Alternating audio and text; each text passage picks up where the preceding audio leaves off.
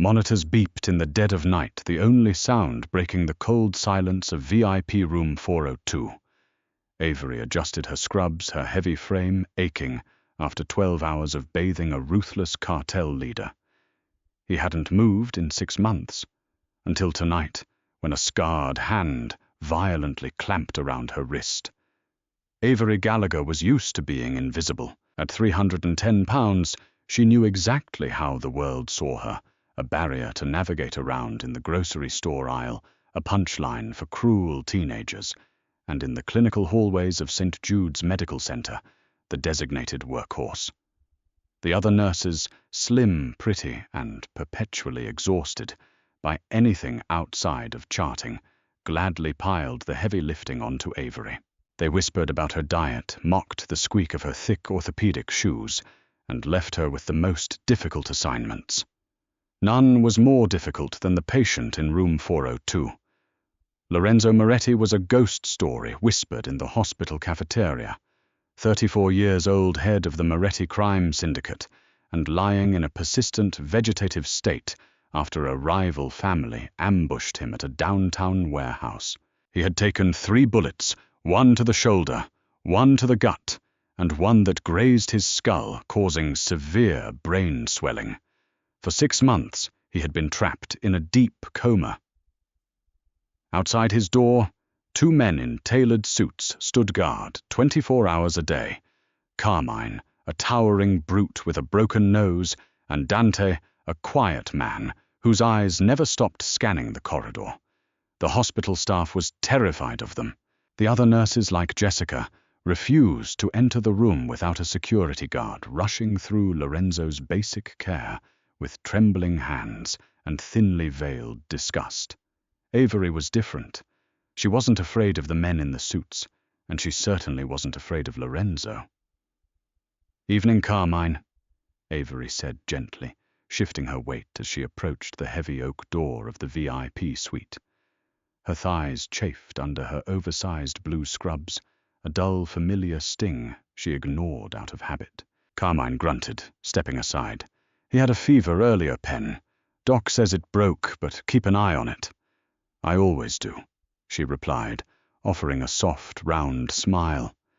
Stepping into the dimly lit room, the scent of antiseptic and expensive cologne filled the air. Lorenzo lay on the bed, a network of tubes keeping his formidable body alive. Even in a coma, he was an intimidating figure.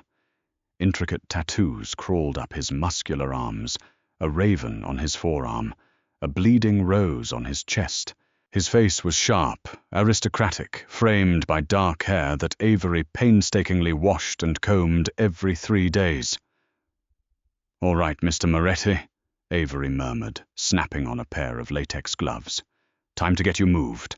Can't have the boss of the city getting bed sores on my watch, can we?" Her voice was a soft, melodic hum in the quiet room. She believed deep down that comatose patients could hear. It was a conviction that earned her eye rolls from the attending physicians, but Avery didn't care. She talked to Lorenzo every single night. She told him about the terrible hospital coffee, the weather outside, and sometimes in her weakest moments of loneliness about her own life.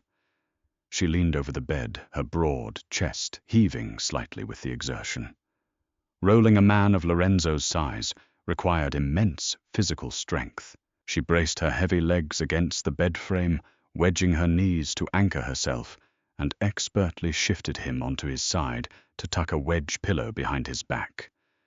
"You're losing muscle mass," she noted quietly, taking his large, calloused hand and beginning a slow, methodical massage to stimulate his atrophied nerves.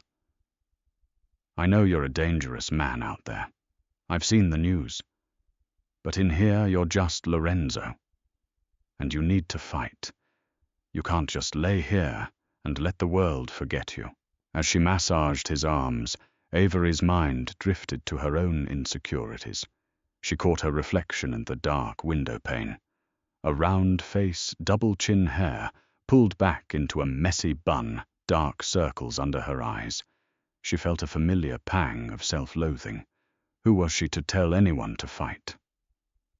She had given up fighting her own battles years ago, resigning herself to a life of solitude, food as comfort, and the grueling satisfaction of nursing.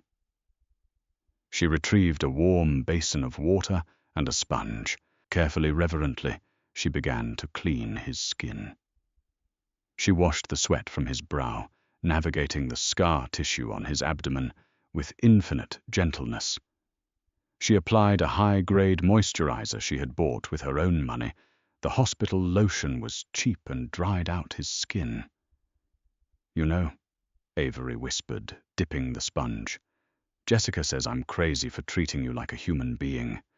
She says you ordered a hit on a judge last year. I don't know if that's true. But when I look at you, I just see a broken clock. All the gears are there, Mr. Moretti.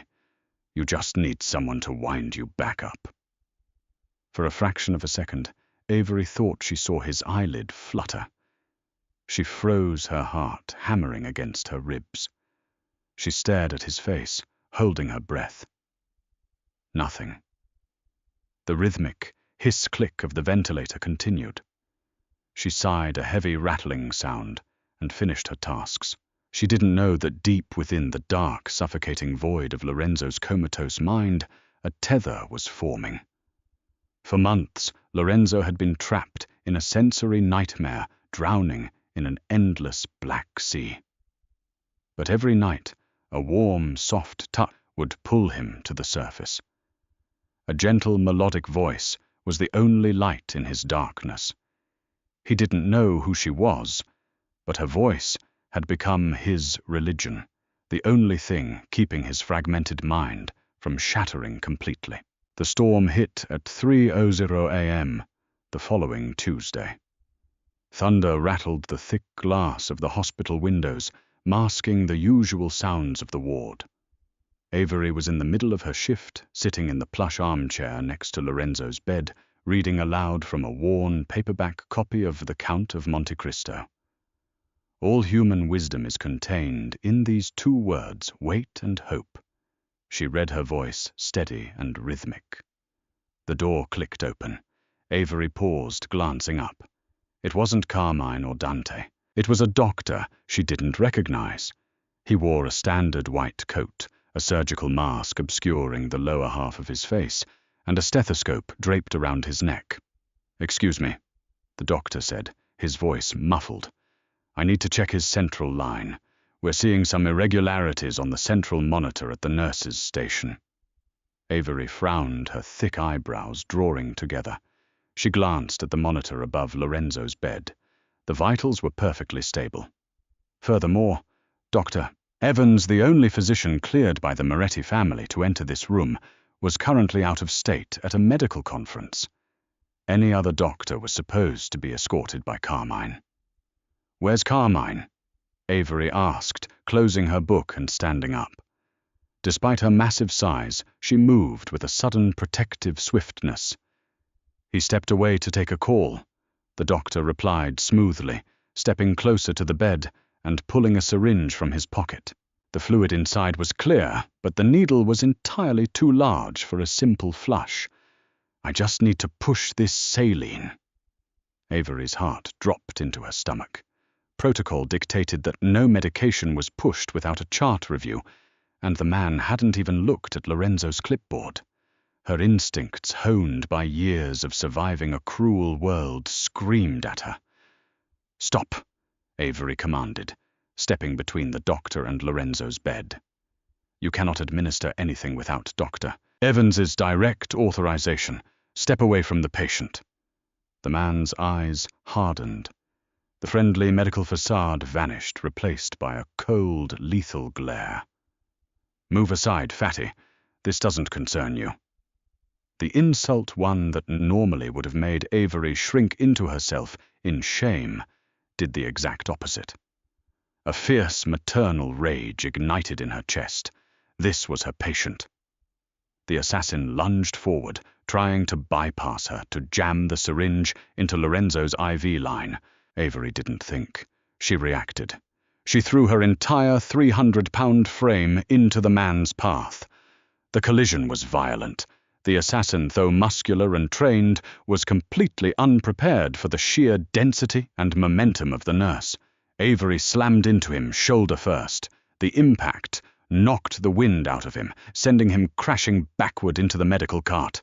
Stainless steel trays and glass vials shattered across the linoleum floor with a deafening crash.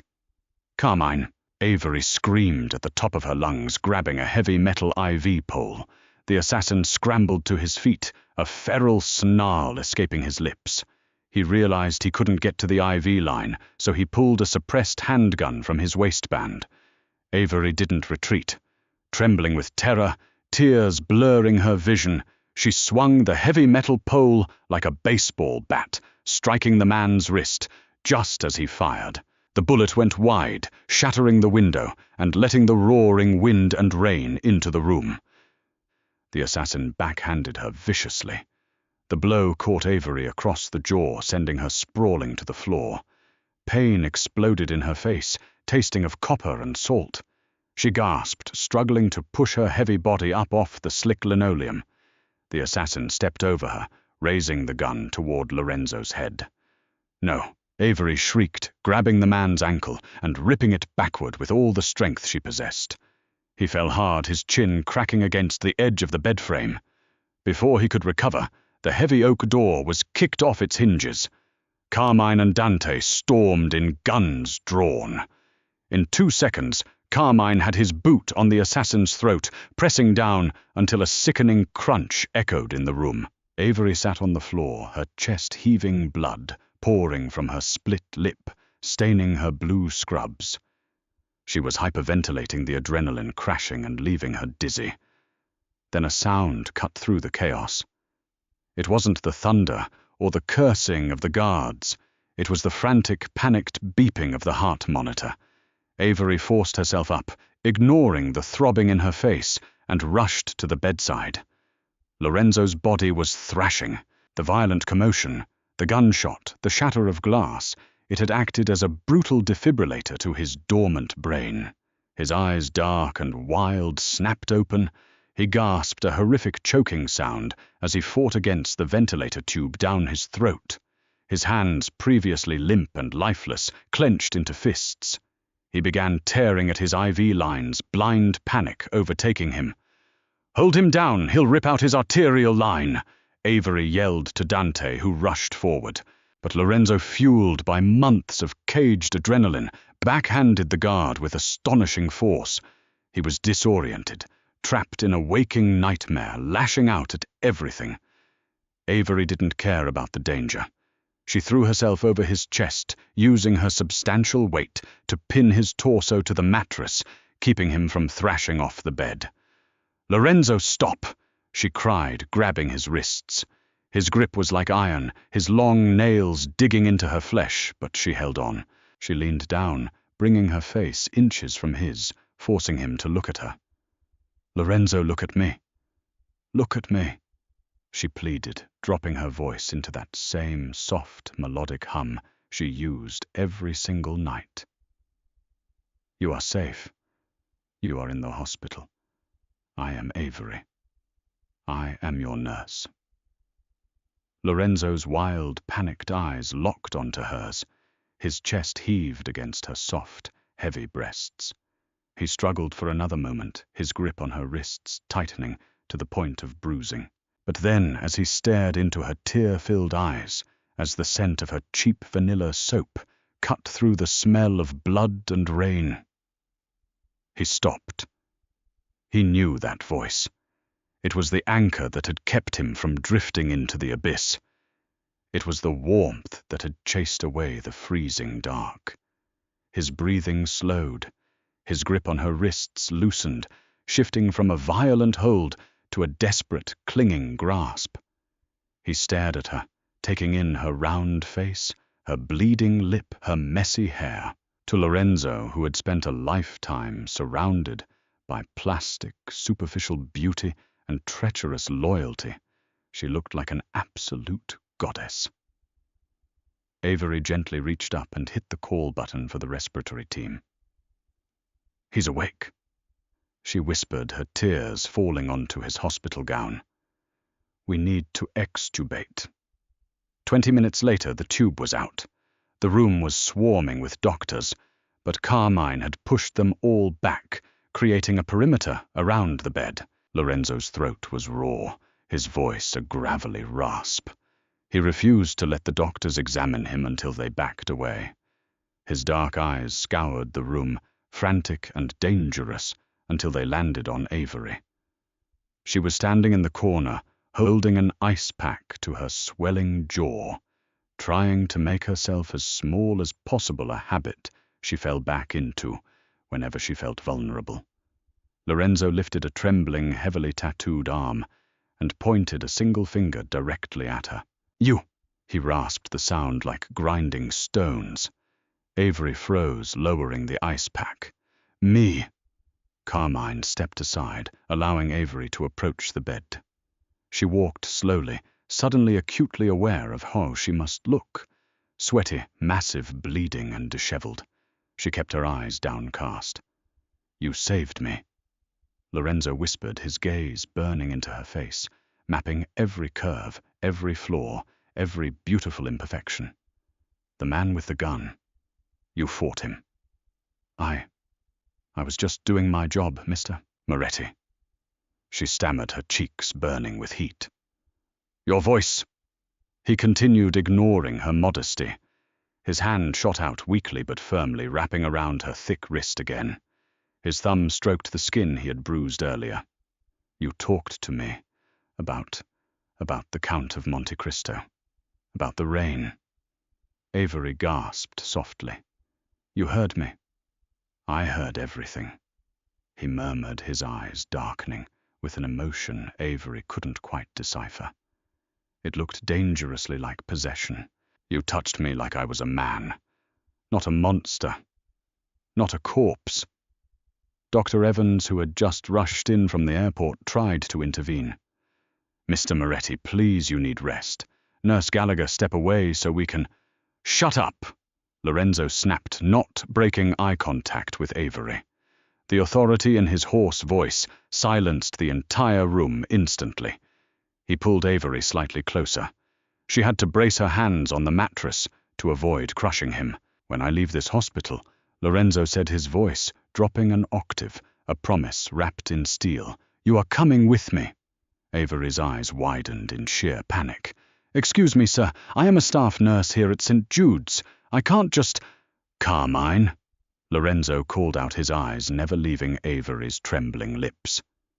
"Yeah, boss. By the hospital," Lorenzo ordered effortlessly. "And tell them Avery Gallagher is no longer their employee. She works for me now." Avery's jaw dropped. She tried to pull her hand away, but Lorenzo, despite his weakened state, refused to let go. For the first time in her life, Avery wasn't invisible. She was the absolute center of a very dangerous man's universe. Morning sunlight pierced the heavily tinted windows of the armored SUV, illuminating the dust motes dancing in the tense air. Avery sat rigidly against the plush leather seats, her thick fingers nervously twisting the fabric of her oversized civilian clothes.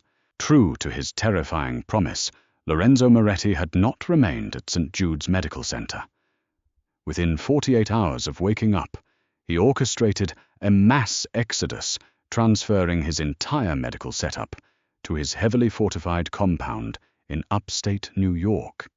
He explicitly demanded that Avery accompany him, effectively making her his exclusive, highly paid private nurse. The sheer wealth and power on display were staggering, echoing the real-life operations of the infamous Gambino family during their peak, but Lorenzo operated with a modern clinical precision that left no room for error. Stepping out of the vehicle, Avery stared in awe at the sprawling estate. It was a massive stone fortress surrounded by wrought-iron gates, security cameras, and armed patrols. She felt entirely out of place. Her worn orthopedic shoes squeaked against the pristine marble floors of the foyer, and her heavy frame felt cumbersome beneath the scrutinizing gaze of Lorenzo's domestic staff. Lorenzo was wheeled in behind her by Dante.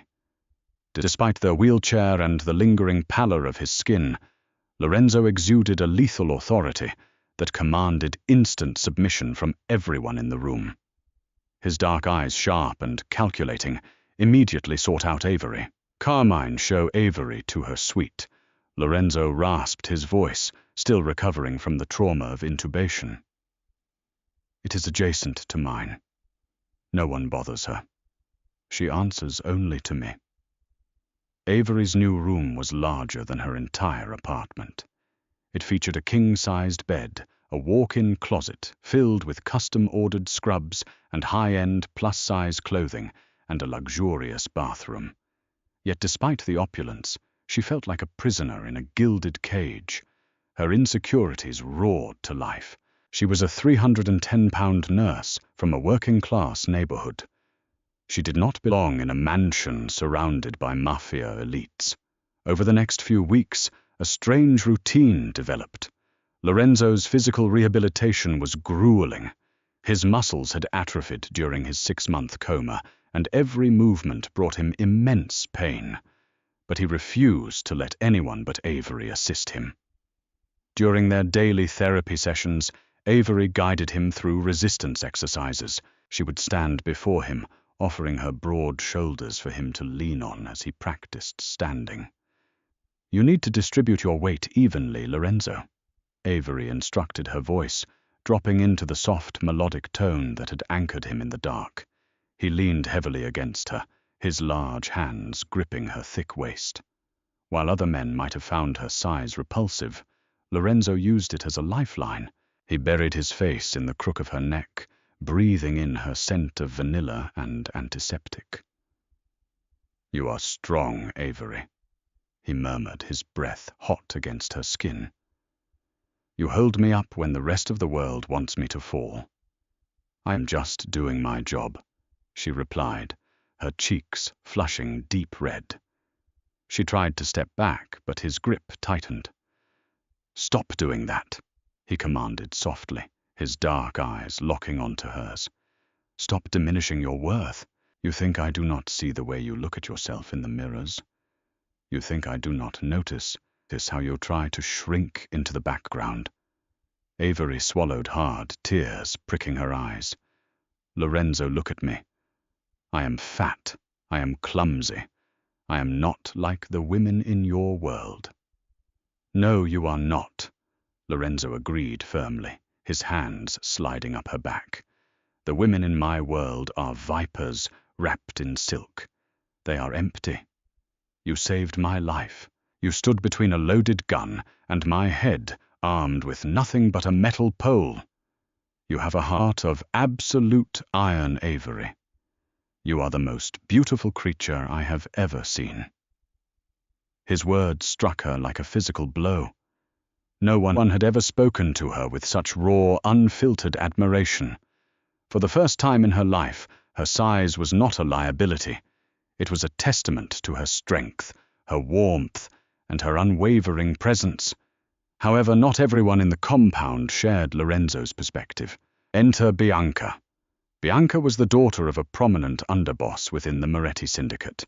She was tall, razor-thin, and possessed a cruel beauty that intimidated everyone around her. Bianca had long positioned herself as Lorenzo's future wife, viewing his coma as a temporary delay to her ascension to power. Avery's sudden, highly favored presence infuriated her.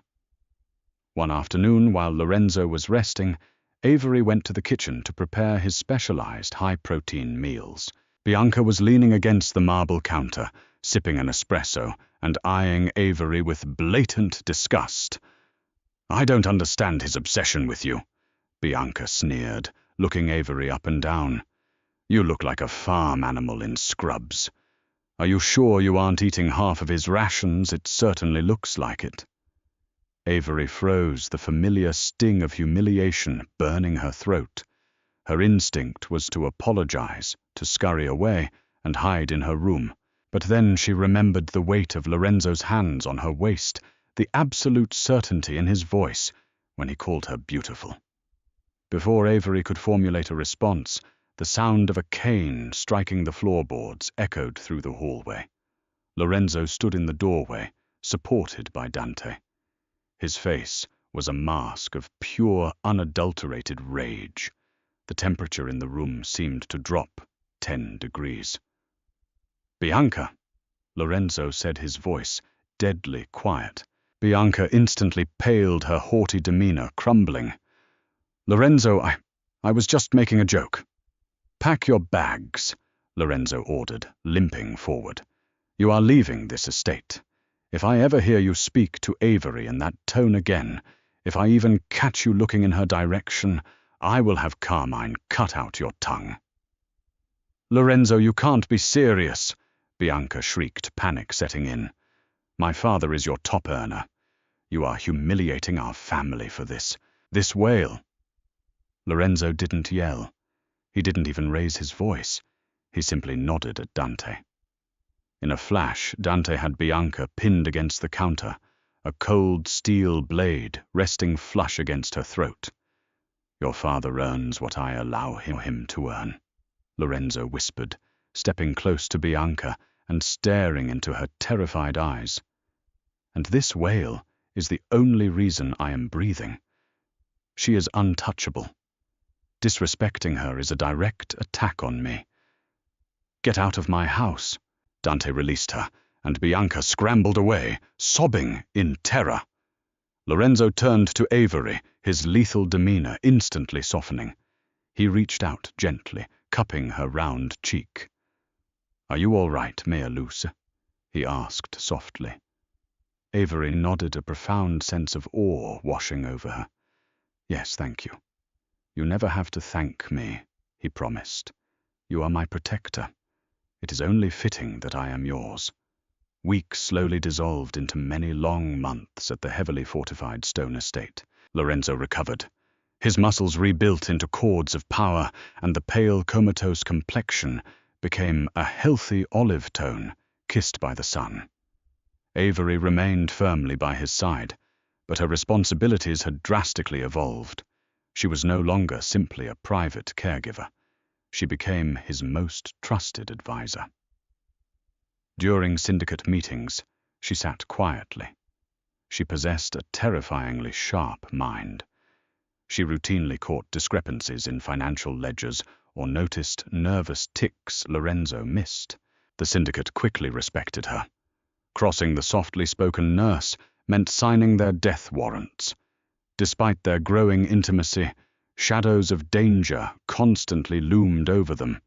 The hospital assassin was a symptom of a larger disease, a mole still operating freely inside their expanding organization. Crisis arrived on a suffocatingly hot Tuesday afternoon.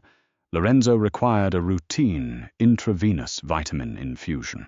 It was a recovery protocol established by an outside concierge physician recommended by the Lucchese crime family as a gesture of goodwill. The doctor had personally delivered the sealed plastic medical bags that morning. Avery stood quietly inside Lorenzo's mahogany-paneled study, preparing the medical line. Lorenzo sat behind his massive desk, casually reviewing shipping manifests.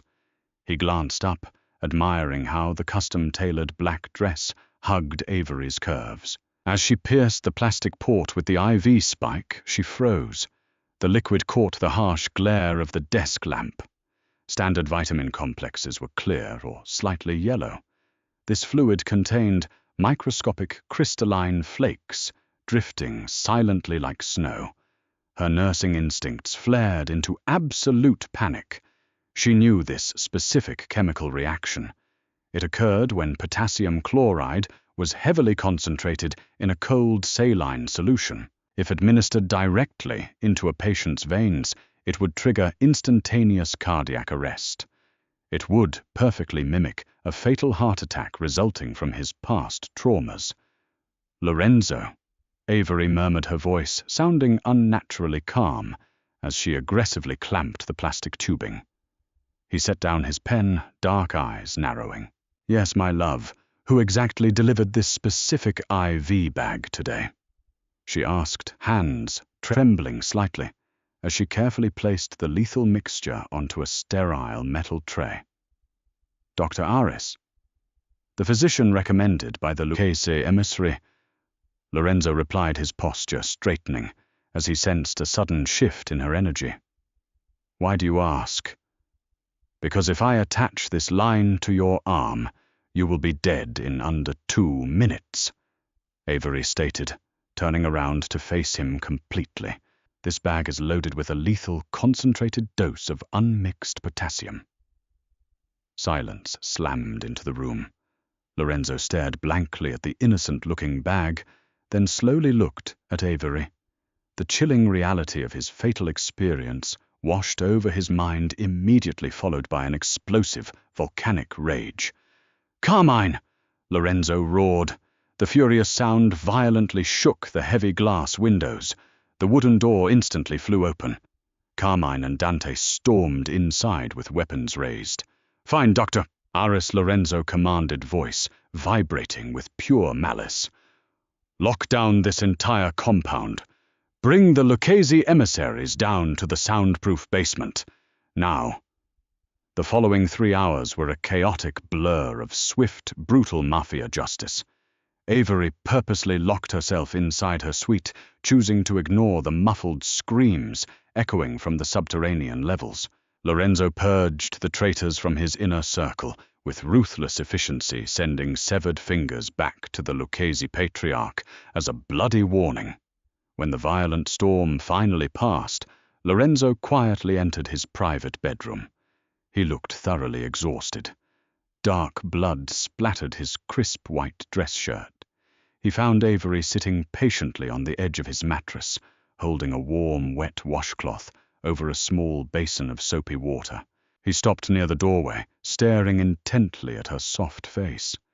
She did not flinch away from the gore or the fresh darkness swirling in his eyes. She merely patted the empty space beside her. Lorenzo slowly walked forward and collapsed onto the soft bed. Avery tenderly began washing his large hands, scrubbing away the sins of his violent underworld, with the exact same gentle devotion she had shown in room 402. "I am a terrible monster, Avery," he whispered, staring downward at his dripping fingers. "I bring only death. You bring pure life. You are entirely too good for my dark world." "I am just a fat, stubborn nurse who knows how to spot dangerous medication," Avery corrected softly, gently, cupping his sharp jawline. "You made me feel truly visible. You are my heartbeat, Lorenzo." He exhaled a ragged breath, pulling her heavy body down into his lap. He desperately craved her solid warmth. He kissed her fiercely. "Marry me," Lorenzo demanded against her lips. "Rule this massive empire beside me. Let me worship you forever."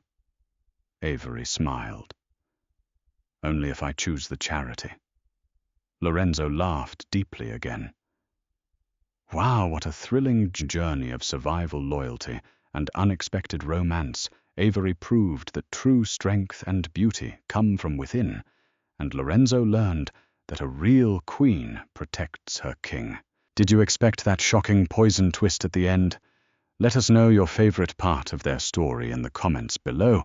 If you enjoyed this gripping mafia, romance drama, please hit that like button, share this video with your friends, and subscribe for more amazing real-life stories.